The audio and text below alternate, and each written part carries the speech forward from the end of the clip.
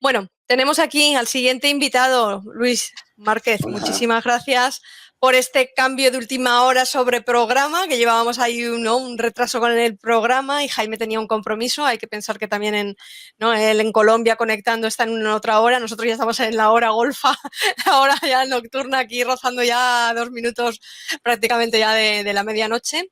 Así es que encantados de que hayas podido hacer el cambio y obviamente más encantados aún de tenerte aquí como ponente y que puedas compartir con nosotros. Bienvenido, Luis. Igualmente, muchas gracias, sin problema. Bueno, nos vas a estar hablando de cómo publicar y reportar un fallo, ¿no? En WhatsApp. ¿Sí? Exacto, O sea que efectivamente. a estas horas nos metemos con WhatsApp. Buen melón para abrir para ver cómo poder no reportar este tipo de cosas. Bueno, voy a ir aquí para compartir la pantalla. Lo dicho, te dejo aquí todo tuyo y luego las posibles preguntas, Luis, al final, ¿vale? Hacemos ese recopilatorio. Estupendo. Adelante. Vale, bueno, encantado. Para aquellos que no lo sepáis o no lo hayáis googleado, soy Luis. Hace unas semanas tuve la oportunidad de reportar un fallo de WhatsApp, del que ahora os hablaré. Y aunque inicialmente esta charla está titulada como publicar y reportar un fallo de seguridad o un fallo de WhatsApp, lo vamos a hacer en base a nuestra experiencia sobre, también podría ser cómo no publicarlo, porque sí que es cierto que cuando eres inexperto cometes muchos errores, o incluso si me apuráis un poco más, podríamos también haberla titulado sin ningún tipo de problemas a cómo ser pesado para dummies, porque realmente detrás de todo esto que podéis ver y a priori puede parecer que ha sido un éxito, por detrás hay cierto trabajo de ser pesado y de estar constantemente contactando con los demás. Os quería comentar que el fallo de seguridad, no sé si quizás alguno habéis tenido la oportunidad de leerlo en algún medio, ha sido reportado en medios internacionales como los que estamos viendo aquí, The Sun, The Telegraph, The Sun, Forbes, también en medios españoles, especialmente GQ, Antena 3, Telecinco, Shataka, La Razón, 5 Días del País, y seguro que me estoy dejando muchísimos. Aunque bien es cierto que el fallo original y con quienes nosotros contactamos y con quienes nosotros hablamos, la publicación original fue en la revista Forbes, la titularon de la siguiente manera y fue en Forbes Internacional. Esto contado así puede parecer increíblemente bonito y desde luego nosotros estamos muy contentos por el resultado que pudimos obtener, por la repercusión que tuvo, pero realmente cuando, como os comentaba, luego cuando miramos por detrás todo lo que hemos tenido que hacer, nos damos cuenta de que no es solo todo lo que reluce y que hay un esfuerzo increíblemente grande por hacer que este tipo de cosas tengan repercusión. Y a mí me gusta aquí, en este punto, poner el ejemplo, por ejemplo, de las aplicaciones de telefonía móviles. Seguros que todos, como buenos informáticos que somos, tenemos 1, 2 o 3 amigos que nos hablan y nos dicen, hey, tengo una idea para una aplicación chorra, que son las que lo petan. Vamos a ir a 50-50 porque yo pongo la idea y tú la desarrollas. Y además vamos a tener millones de descargas. Solo necesitamos hacer una aplicación chorra y a recibir descargas, millones de descargas. Bueno, quizás algunos no lo recordáis, pero el Flappyverse es una aplicación en la que el mapa se deslizaba de derecha a izquierda y podíamos subir el pájaro para que no colisionase con las tuberías. Y el POU venía a ser un Tamagotchi en el que podíamos alimentarlo y demás. Todas estas aplicaciones realmente tienen un éxito detrás de gestión, de haberlo sabido administrar correctamente, muy importante. Quizás aquí el éxito o donde han sobresalido no es tanto en el desarrollo de la aplicación, que quizás a nivel técnico no sea muy elevado o pueda no ser muy elevado en comparación con otros juegos mucho más tridimensionales, con mucho más gráficos, incluso mucho más presupuesto inicial, pero realmente sí que ha sido un éxito a la hora de saber comunicarlo, a la hora de saber venderlo y a la hora de saber transmitirlo. Lo mismo sucede con, por ejemplo, el Among Us, en el que muchos juegos mucho más complejos y mucho más complicados de desarrollar hubiesen querido tener el 1% de la repercusión o de las descargas que han tenido este juego. Y es que, al fin de cuentas, la forma que tenemos de comunicarlo, la forma que tenemos de saber transmitir a dónde estamos, importa. No es subirlo a la aplicación y esperar a que lluevan las descargas. Subirlo a la aplicación, saber gestionarlo y que el juego dé la talla como para que resista esto. De hecho, el fallo de seguridad que nosotros reportamos en WhatsApp y fue publicado en tantos medios, no os quepa la menor duda de que, como vamos a ver, no hubiese llegado a ningún lado si no hubiésemos intentado al menos poder gestionarlo con mayor o menor fortuna. Y si alguno no lo recuerda, el fallo de seguridad, voy a hacer un breve recordatorio de en qué consistía, en qué pasos, cómo podíamos replicarlo. Alto ahí, ahora mismo el fallo no está activo, entonces que nadie intente, por favor, hacerlo porque va a perder el tiempo principalmente. Ya está solventado por parte de Facebook. Lo primero que hay que saber es que cuando nosotros nos descargamos la aplicación de WhatsApp, nos llega un código SMS. Ese código SMS es el que nosotros usamos y el que utiliza WhatsApp para conocer que somos los titulares de esa línea. Bien, este código SMS no lo podemos solicitar tantas veces como queramos. Es decir, nos está limitado el poder introducir el código SMS un número limitado de veces, insisto. ¿Esto por qué lo hacen? Y es una limitación que no va solo al dispositivo físico en el que estamos probando, es una limitación vinculada al número de teléfono en sí. De esta forma, si un atacante o un cibercriminal procede a realizar un montón de intentos en lo que viene a ser tu número de cuenta con una infinidad de dispositivos, podría probar absolutamente todos los códigos porque la restricción vendría asociada al dispositivo físico y no al número de teléfono. Bien, con esto lo que nosotros terminamos consiguiendo es que te llegue un mensajito diciendo que, bueno, que vas a estar 12 horas sin recibir un SMS hasta que pase este tiempo de espera, que es una cuenta atrás. No podremos pedir otro código de verificación. Bien, con respecto a esta parte no es muy complicada, no requiere muchos problemas. Cuando nosotros realizamos este paso de agotar las solicitudes de SMS y los números de intento de sesión, de intento de inicio con el código de verificación, hasta en 3 ocasiones, no sabemos muy bien el motivo y nunca lo supimos. WhatsApp ya no te da un código de cuenta atrás de 12 horas, te dice que estás a menos un segundo de poder solicitar otra vez ese código SMS. Ese menos un segundo, ojo, porque quiere decir que tu cuenta no puede solicitar un código SMS de forma indeterminada en el tiempo. Si antes eran 12 horas, aquí pueden pasar días o hasta que se lo notifiques a WhatsApp o hasta que WhatsApp se dé cuenta revisando los sistemas del error. Esta es la primera parte. Si vosotros sois un poco avispados, sabréis que estáis a salvo porque realmente pocas veces al año, a menos que nos cambiemos de móvil o pocas situaciones más, necesitamos ingresar en WhatsApp, necesitamos que nos llegue este SMS para iniciar en la aplicación. Y es aquí donde entra la segunda parte y lo que combinado podía hacer que suspendiésemos la cuenta de WhatsApp de forma indeterminada a cualquier usuario, tan solo con su número de teléfono. La segunda parte, como digo, es la forma en la que WhatsApp gestiona los correos electrónicos y las pérdidas del móvil. Cuando nosotros perdemos un móvil o nos roban un móvil, tenemos la opción de mandar un correo electrónico a WhatsApp diciendo que ya no tenemos ese móvil en nuestro poder.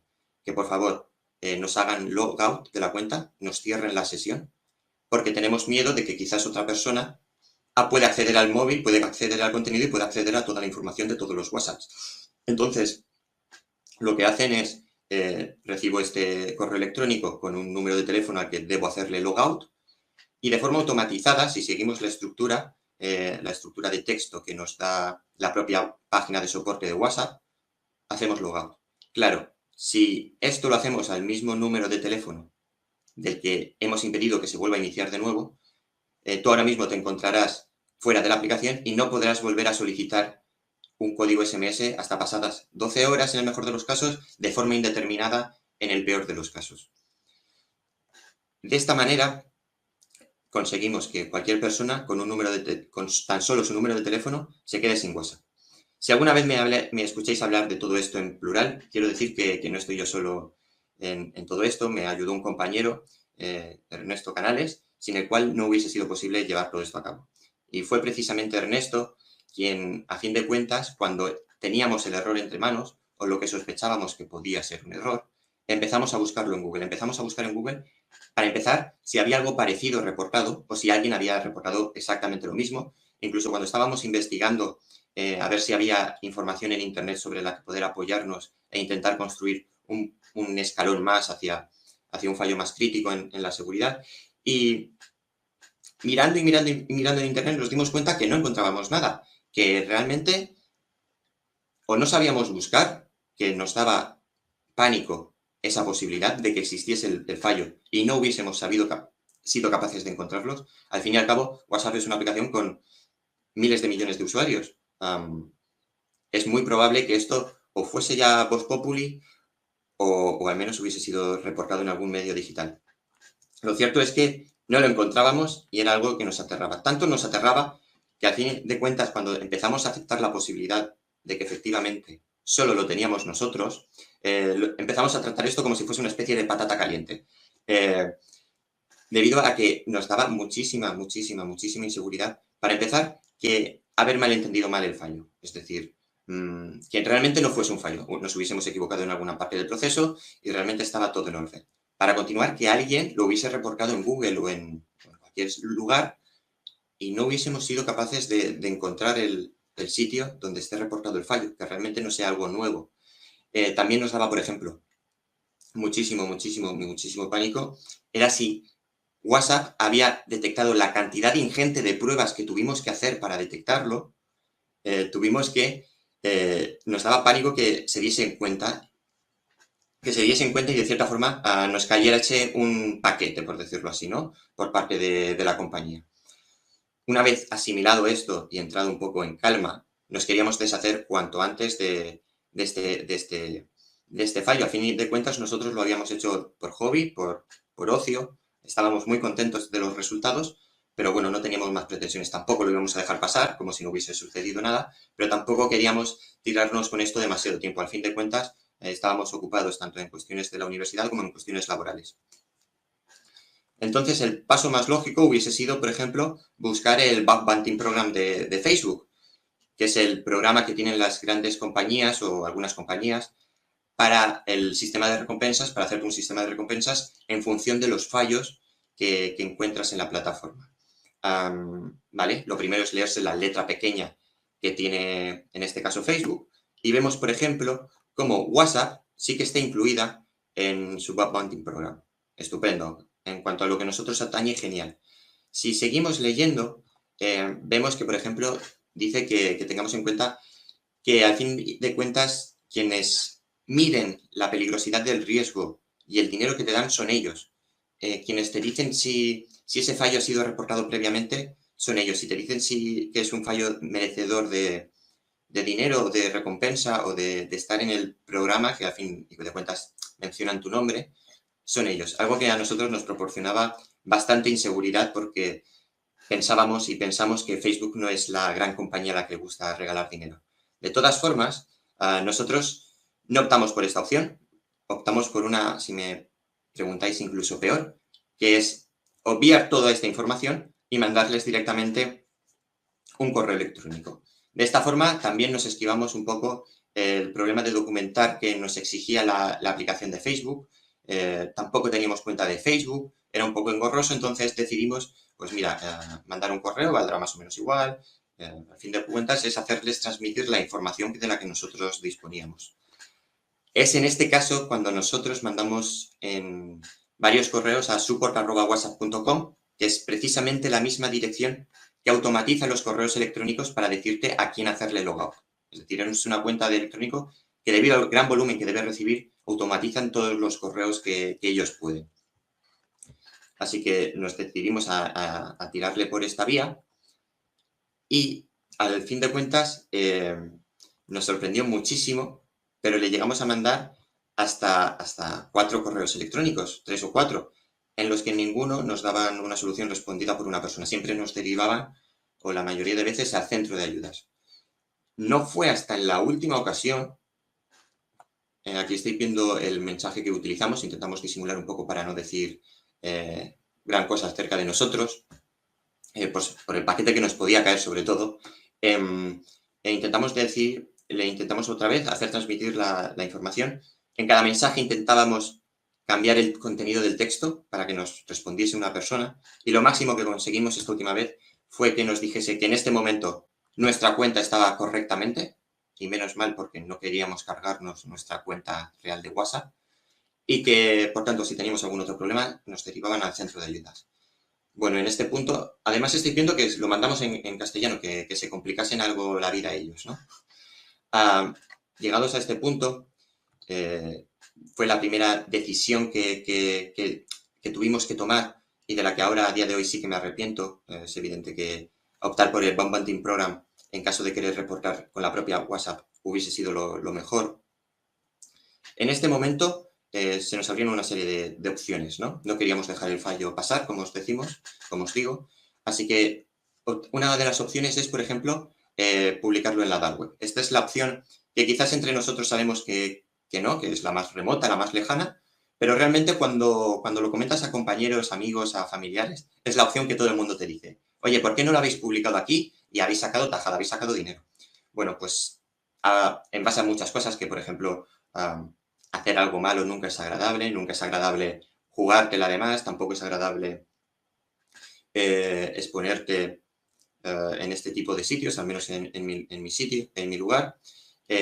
Había uno principal y es que, como os decimos, esto había sido por hobby. No queríamos obtener rédito económico de ello. Si no queremos obtener rédito económico de algo, ¿por qué te la vas a jugar desde un punto legal? Desde el planteamiento más simple que se me ocurre plantear. Otra de las cosas que nosotros planteamos fue publicarlo en Internet, publicarlo en algún lugar en el que la gente lo pudiese ver, tuviese repercusión, nos mencionasen, por supuesto, y luego WhatsApp pudiese solventarlo, es decir, de cierta forma, que estuviese todo en su debido lugar. Y la última de las cosas que comentamos y que pudimos hacer, y estuvimos más cerca de lo que puede parecer ahora de hacer, es explotarlo como hobby. Lo habíamos encontrado como tal y hacerle esto a modo de broma a amigos, a familiares, a gente que no te cae incluso bien. Era muy tentador. En cualquiera de los casos, nosotros conocíamos que explotarlo por esta tercera vía, al margen de que tenía la vida muy corta, es decir, podíamos esto hacerlo cuantas veces hasta que dejase de tener gracia, entre comillas.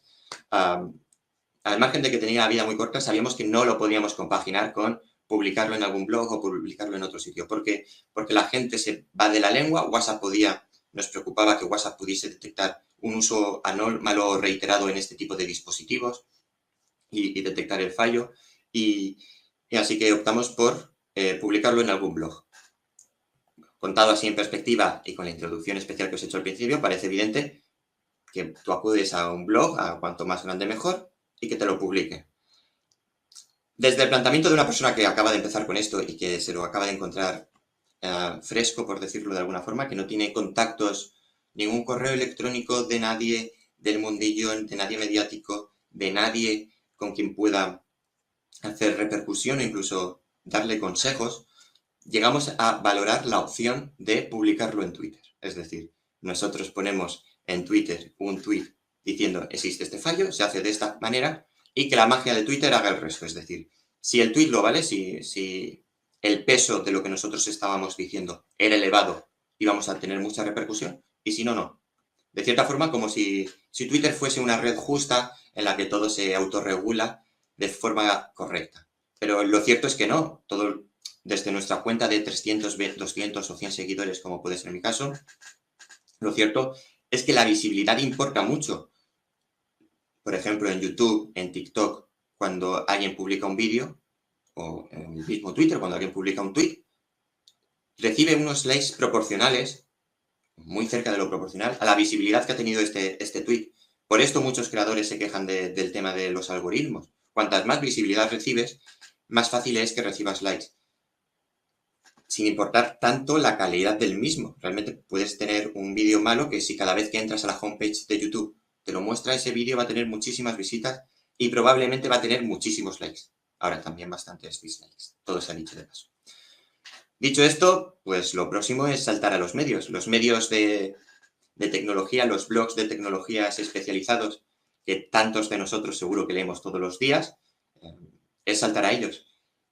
Esto no es tan fácil como puede parecer, porque nosotros optamos por la decisión de mandar los correos de forma secuencial. Nosotros cogíamos un medio, cogíamos en particular a un redactor que fuese afín con la noticia que queríamos compartir, pues por ejemplo, en este caso, o bien de ciberseguridad especialmente, o bien de tema de aplicaciones de mensajería, aunque estas se suelen clasificar en ocio en muchos medios y tienen una categoría distinta, pero cualquiera de los dos nos valía al fin y al cabo. Y fue muy frustrante, no sabéis hasta el punto, y os lo digo de verdad, que fue frustrante coger un medio, mandar un correo electrónico, no recibir respuesta. Al no recibir respuesta, darle un margen de cortesía por si quería responder. Solo en ese caso, cuando se había agotado, dar por hecho que su respuesta era un no, pasar al siguiente medio, así sucesivamente, con decenas, veintenas y multitud de mensajes de correos electrónicos. Claro, esto dilataba demasiado los tiempos, especialmente cuando os digo que nosotros nos queríamos deshacer de ello cuanto antes. Uy, perdón. Vale. Tanto es así que nosotros nos llegamos a cuestionar si realmente lo que teníamos entre manos lo habíamos sobredimensionado. Realmente, cuando llevábamos ya cerca de 3 semanas con el fallo descubierto, hablándolo constantemente entre Ernesto y entre yo, haciendo constantemente pruebas, llegó un momento en que nos preguntamos seriamente si habíamos redimensionado lo que viene a ser este fallo. Es decir, le habíamos dado más importancia de la que merecía por el hecho de ser nuestro, a ojos de los demás, de forma objetiva. Esto a la gente le interesa. ¿Es realmente noticiable desde un punto de vista mediático o nos habíamos pasado de frenada? Debo decir que en este momento apenas hablábamos del fallo con alguien por miedo a que fuese, en fin, a que fuese reportado o de cierta forma nos lo quitasen. Y a la poca gente que se lo comentábamos, lo que nos venía a decir era un sin más, era, bueno, pues vale, ¿no? Pasamos a otra cosa. Realmente estuvimos a punto de desistir, porque mandar los correos de forma secuencial tiene otro fallo, y es que teníamos que priorizar o primar aquellas noticias, aquellos medios que viésemos susceptibles de que les pudiese interesar. De tal forma que, por ejemplo, a un medio con muchísima repercusión, nosotros intentábamos no contactar con él. ¿Por qué? Porque nos dilataba todavía más el tiempo y veíamos improbable que nos quisiese escuchar. Si ya blogs o medios o revistas de lo que viene a ser mi barrio ya nos estaban ignorando, cuando apuntábamos a nivel internacional, no os quiero ni decir lo que nos debían ignorar. Así que de esta forma, nosotros solo apuntábamos a aquellos que veíamos factibles que nos pudiesen escuchar, al menos. Porque en nuestros correos electrónicos, y esta es una plantilla de la que nosotros enviábamos, en nuestros correos electrónicos, en el primer correo jamás decíamos cómo se hacía el fallo, evidentemente. De tal forma que si alguien quería escucharnos, nosotros estaríamos un poco al corriente de que su intención era publicarlo. No podía ser de mandarlo a mucha gente y no recibir feedback sobre si la intención era publicarlo o no publicarlo. Eso hubiese sido bastante descontrolado por nuestra parte y hubiese sido un fallo. La forma en la que nosotros, optimizando este proceso de secuencialidad, llegamos a optimizar un poco los tiempos, pero no lo suficiente, es utilizar una extensión para el navegador, se llama MailTrack, y consiste en saber quién lee tu correo electrónico. Tiene cierto margen de fallo, muy escaso, y sabe cuándo alguien ve tu correo electrónico. Esto nos ayudaba mucho porque si antes dábamos de margen de cortesía de 3-4 días estáticos, siempre fijos, y si no recibíamos respuesta, era que evidentemente no les interesaba. Con la ayuda de esta extensión sí que reducíamos estos tiempos, tampoco demasiado porque a pesar de esto le dábamos pocas horas le seguíamos dando unas horas de margen desde que lo leía hasta que nos quisiera responder, etc. Si os extraña que aquí aparecen tantos correos electrónicos o que hayamos conseguido tantos correos electrónicos de medios cuando realmente nosotros en un inicio no teníamos ningún tipo de contacto, debo decir que esto fue una tarea bastante fácil, entre comillas, y que pensábamos que nos iba a costar más, el contactar con los medios. ¿Cómo narices puedes tú tener el correo electrónico o una forma de comunicarte con un redactor relativamente popular o, bueno, de un blog que al fin y al cabo tú admiras y sigues desde hace años, ¿no? Bueno, pues debo decir que en la mayoría de revistas, de periódicos, de blogs, tienen un apartado de redactores en el que además te dan sus datos de contacto, te dan un correo electrónico, te dan su nombre, te dan incluso su Twitter, y esto da igual si es un medio nacional, un medio comarcal a lo mejor, o incluso medios internacionales como terminó siendo Forbes. Siempre en sus páginas web, o en la mayoría de casos, te aparecen formas de contactar con ellos. Esto nos tranquilizaba un poco, porque si os decimos que la sensación de pesadez, de ser pesado, al no recibir respuesta era bastante voluminosa, te tranquilizaba un poco el hecho de saber que, bueno, era un correo profesional y que al fin y al cabo tu correo que les mandabas a ellos no dejaba de ser un correo profesional. Así que desde ese punto nos tranquilizaba un poco. Luego, por ejemplo, había otro tipo de comentarios, y es que, como os digo, nos íbamos a redactores que igual no tenían información. Entonces teníamos que irnos a un blog, ver quién lo había escrito, buscarlo en Google y en Google ya empezar a contactar con él, ver si facilitaba datos de contacto, si tenía habilitado el mensaje directo en Twitter y contactar con él. También había algunos casos en los que no firmaba nadie, firmaba la redacción de noticias de X medio. En estos casos no se podía hacer nada. A menos que la propia plataforma te diese en su correo electrónico, no se podía hacer nada. La desesperación en este punto fue brutal. Literalmente estuvimos a punto de dejarlo pasar. Mira, pensábamos que era más importante de lo que realmente es. No interesa a la gente. Así que estuvimos a nada de dejarlo pasar. Pero antes de dejarlo pasar, probamos una última cosa, a la desesperada. En lugar de hacerlo de forma secuencial, como os vengo diciendo, esta vez lo hacíamos de forma paralela. Es decir, al igual que cuando nosotros echamos un currículum vitae, que a nadie se le ocurre mandar un currículum, especialmente al inicio cuando mandas muchos currículums, ¿no? Cuando estás empezando tu carrera profesional.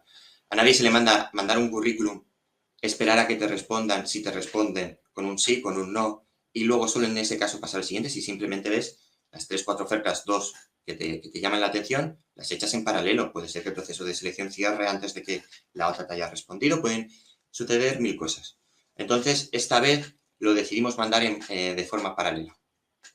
Y bueno, para nuestra sorpresa, realmente recibimos una respuesta, nuestra primera respuesta. Además de un medio internacional bastante popular, era un periodista muy popular, creo que era del Wall Street Journal, y nos venía a decir lo siguiente, que mira, que estaba relativamente interesado, que si le podíamos dar más información. Nosotros, como os decimos, queríamos deshacernos de esto cuanto antes, así que no lo dudamos 2 veces. Le mandamos un correo y le decimos, por supuesto, se hace de esta forma. Un problema menos para nosotros. Lo que nos vendría a decir después de este correo era que estaba todo bien, que gracias, que lo iba a publicar y que ya está. En 3 correos estaba solucionado todo. Por desgracia no fue así, no recibimos otro correo más. Bueno, podéis ver aquí en esto que le mandamos que nosotros lo único que le pedíamos era que nos mencionase brevemente si podía ser o al inicio o al final y que ya estaba. Por desgracia no recibimos respuesta por su parte y aunque sí que era una persona con relativa popularidad, las dudas otra vez nos empezaron a acechar. ¿Podría ser posible que tuviese la intención de publicarlo y que no nos lo hubiese dicho? Porque en su blog no aparecía nada. Pasaban los días y en su blog no publicaba la noticia. ¿Tenía la intención de publicarlo y de no acreditarnos? Aunque improbable, se nos pasaban por la cabeza todas las posibles opciones en las que esto podía realmente salir verdaderamente mal. Así que antes de mandar un nuevo correo, lo que nosotros hicimos, y esto es una medida más placebo, que sirve más de placebo porque realmente dudo que hubiese tenido algo que hacer, pero lo que hicimos es utilizar a una organización, buscábamos una organización que acreditase que un determinado texto que compartiésemos en un momento fuese veraz, nos dijese que este texto que hemos publicado efectivamente estaba publicado en fecha de día y hora en la que nosotros decíamos que estaba. Aquí la forma más artesanal que se nos ocurrió y por la que decidimos hacerlo fue por Twitter. La forma original que dijimos que estuvimos barajando si publicarlo o no por ahí, pues se nos ocurrió crear una cuenta privada de Twitter con 0 seguidores, de tal forma que nadie tiene acceso a los tweets de esa cuenta, absolutamente nadie. Y Twitter, de cierta forma, cuando nosotros publicamos algo en Twitter, no lo podemos editar. Está avalando que un determinado texto ha sido publicado por un usuario a un día de una fecha y una hora. bueno, nos pareció lo suficientemente serio la forma de proceder o lo suficientemente válido como para poder hacerlo de esta forma, aunque os digo que en caso de haberla necesitado, no sabemos, dudamos que hubiese tenido algún tipo de validez. Así que esta es una de las cosas que yo, si lo volviese a hacer, lo tendría en cuenta, es decir, tener un plan B ante todo lo que puede salir mal, porque en la mayoría de casos todo lo que puede salir mal terminará saliendo mal, a menos que tengas un gran componente de suerte. Y esta forma es una forma de haberlo previsto. También hacerlo de forma secuencial, como os he dicho, dilató demasiado los tiempos, especialmente cuando nosotros lo que buscábamos era acortarlos, y terminó siendo perjudicial para lo que nosotros buscábamos. Ya en este punto, a las pocas personas que nos volvió a contactar, a los pocos correos, el siguiente fue Zach Doffman. Él es redactor de la revista Forbes, y nosotros nos comunicamos con él mediante su Twitter. Le mandamos un mensaje directo de Twitter. Vimos más probable que nos respondiese por ahí. Pensábamos que recibiría menos correos de Twitter que de Gmail, por ejemplo, o de lo que fuese. Y de esta forma, por fin alcanzamos con la revista Forbes. Así que ahora ya no estábamos en la ecuación mi compañero Ernesto y yo, sino que además estaba también Zach. Podía parecer que apuntar tan alto y tener expectativas tan realistas, con expectativas realistas, apuntar tan alto podía parecer un poco locura, pero bueno, hay cosas que terminan saliendo bien, y efectivamente en este punto tampoco perdíamos nada por echar correos a medios internacionales. No era como en el caso secuencial, que ahí sí que no podíamos permitirnos ese desfase en el tiempo. Pero lo que no nos esperábamos es que Zach, por ejemplo, nos pidiese información acerca de pruebas que para nuestro juicio eran bastante evidentes. Por ejemplo, pensábamos que Zach iba a publicar ya directamente el artículo, pero nos pedía pruebas como comprobar si estábamos en la misma red wifi, en la que mandábamos el correo, como en el teléfono de la víctima. Si estábamos en la misma red wifi, el dispositivo que efectuaba los ataques de denegación de servicio como el de la víctima. También nos pidió pruebas, por ejemplo, antes de tan siquiera él probar que existía el fallo. También nos pidió pruebas con Signal, con Telegram, probablemente por la cuota de mercado que tienen allí estas aplicaciones, que no son tan importantes como WhatsApp en el mercado hispano. E incluso una de las cosas que para nosotros más nos extrañó, pero que tenía lógica, era ponerse en comunicación con la propia aplicación de WhatsApp. Él lo hizo mediante un correo a empleados de San Francisco, de Silicon Valley. De esta forma se esquivaba el filtro que nosotros no pudimos pasar de support@whatsapp.com. Y bueno, y nos dijo que lo que iba a hacer era comentarles la historia, esperar a que ellos respondiesen si tenían intención de solucionarla para publicar el artículo una vez estuviese solucionado, a ver si efectivamente el fallo existía, porque a todo esto recuerdo que Zach todavía no había probado en sus propias carnes el fallo, no lo había experimentado él.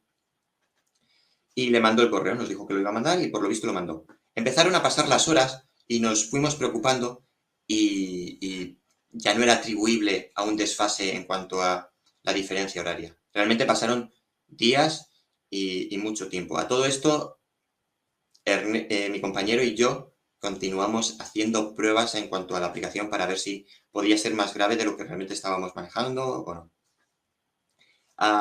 Bueno, no recibíamos respuesta, nos preocupábamos, podía ser que quizás Zach se hubiese cansado del artículo, podía ser que le hubiesen dicho desde WhatsApp que esto no existía y hubiese desistido en la publicación. Y haciendo pruebas, mi compañero y yo nos damos cuenta de que ya no podemos hacer más pruebas. El fallo ha sido aparentemente solucionado. Esto nos pareció increíble. Nuestra cabeza colapsó en este momento. No estábamos consiguiendo hacer pruebas. ¿Cómo era posible que un redactor experimentado como podía ser Zach, de una revista tan prestigiosa como podía ser Forbes, hubiese comentado el fallo antes de él mismo saber si lo que le comentábamos era cierto? Le tuvimos que mandar vídeos, le tuvimos que mandar capturas de pantalla, pero una persona ligeramente hábil con las tecnologías podía haberlas manipulado. Él nunca vio el fallo.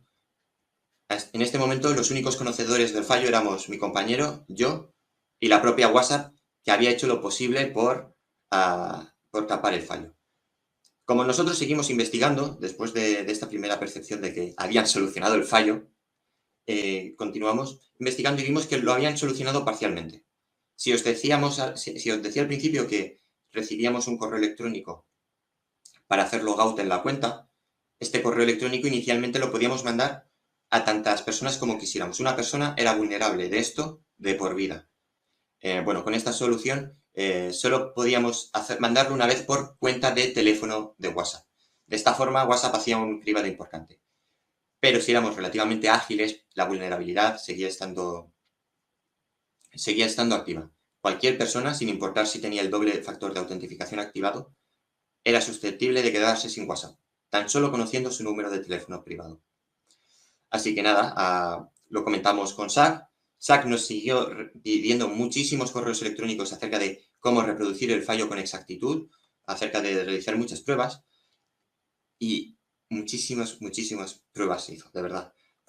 Hasta que por fin nos dijo que lo había conseguido probar, había conseguido reproducir el fallo, y ahora mismo no éramos los únicos, que era una responsabilidad, conocedores del fallo. Realmente ya había alguien que podía avalar que esto en algún momento del tiempo había existido.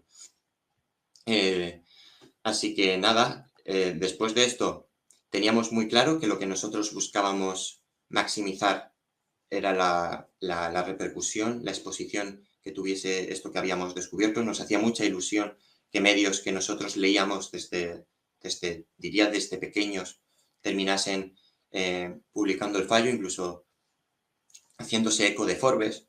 Así que nosotros, pues al igual que habíamos hecho al principio, continuamos mandando correos. Solo que esta vez con una diferencia. No decíamos que les estábamos dando la exclusiva. Les dábamos, en lugar de eso, les dábamos el enlace a la revista Forbes. Incluso contactamos con medios que inicialmente nos habían rechazado, entre comillas, porque no recibimos respuesta. Realmente hay que entender que no recibamos respuesta, era algo esperable y se entiende, no pasa nada, ¿no? No debes sentir la sensación de fracaso con una respuesta, al fin y al cabo somos profesionales, intentamos ser educados y no les debe molestar si habilitan un correo profesional para las comunicaciones que se les mencione por este tipo de técnicas.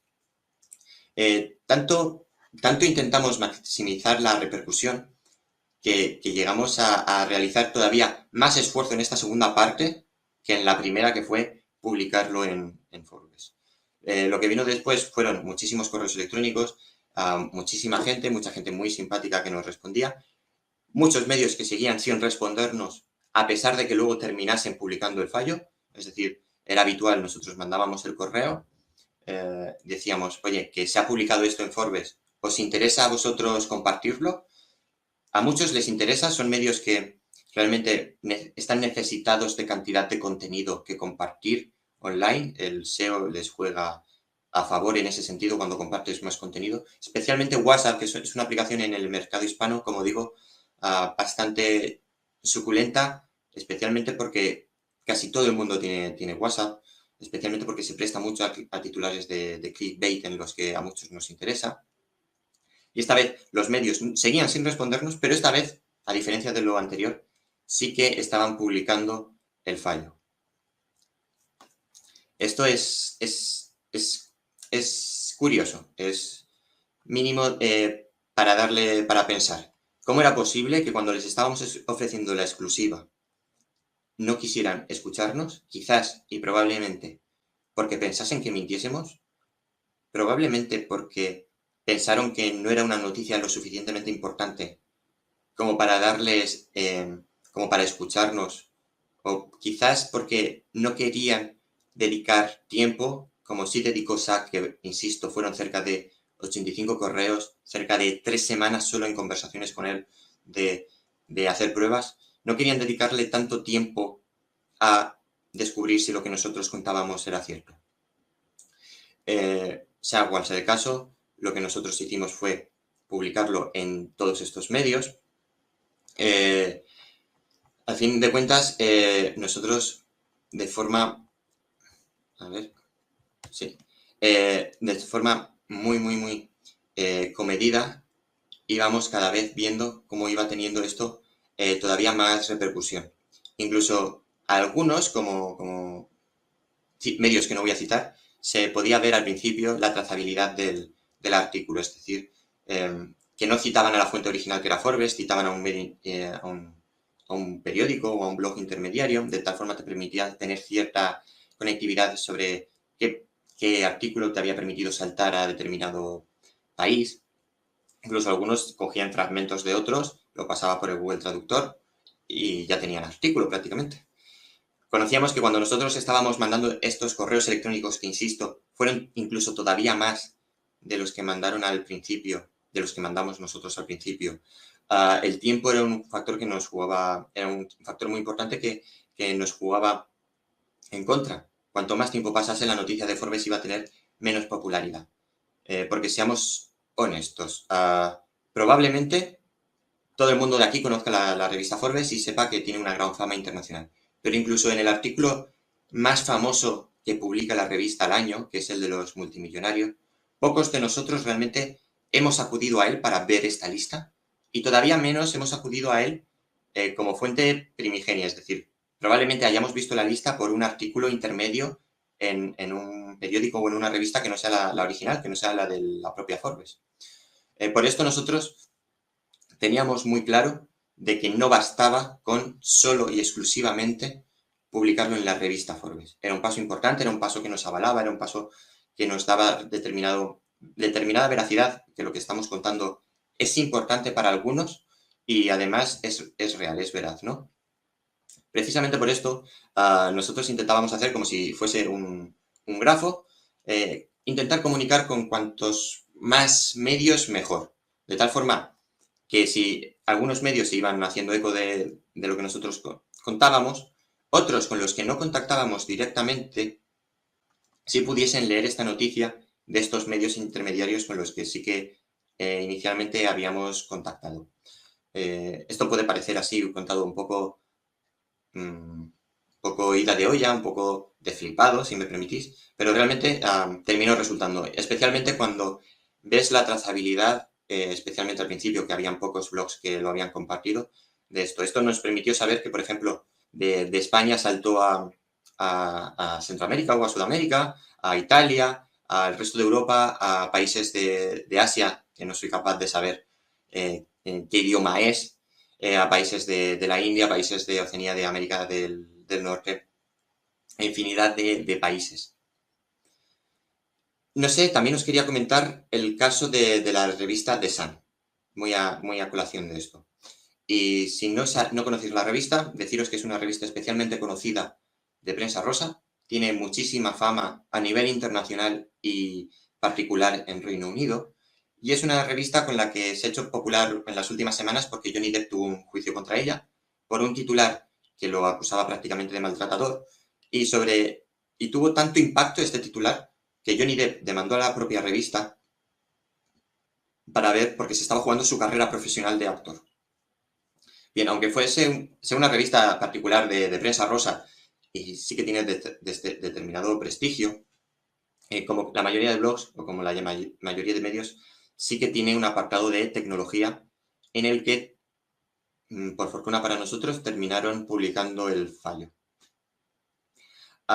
Esto puede parecer muy bonito y puede parecer que surgió de la nada, que realmente un redactor consultando Forbes como hace cada mañana vio el fallo, pero os quería poner este ejemplo porque contado del tirón o contado como os lo he contado al principio puede parecer increíblemente bonito, pero realmente mandamos tantos correos y de la forma más educada posible, voy a insistir en esto, mandamos tantos correos que uno de ellos fue a la propia revista The Sun, a la grandísima The Sun del Reino Unido, le mandamos un correo y solo a raíz de este mensaje que nosotros le mandamos fue cuando ellos se determinaron por publicar el artículo en la revista.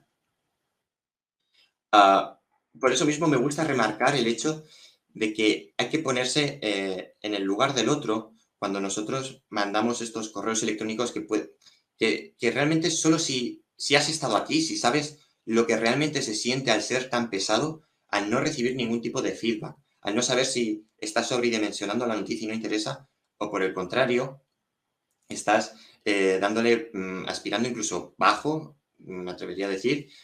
Por eso es muy importante ponerse en el lugar del otro, saber que son gente profesional, que a ti te interesa que se publique y a ellos les interesa sobre todo publicarlo.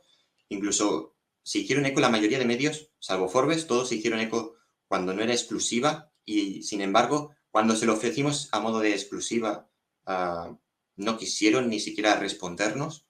Entonces, no os debe sentar mal cuando vosotros intentéis ofrecer vuestro trabajo, intentarlo hacer de la manera más correcta, educada posible, es decir, de una forma clara y concisa. Es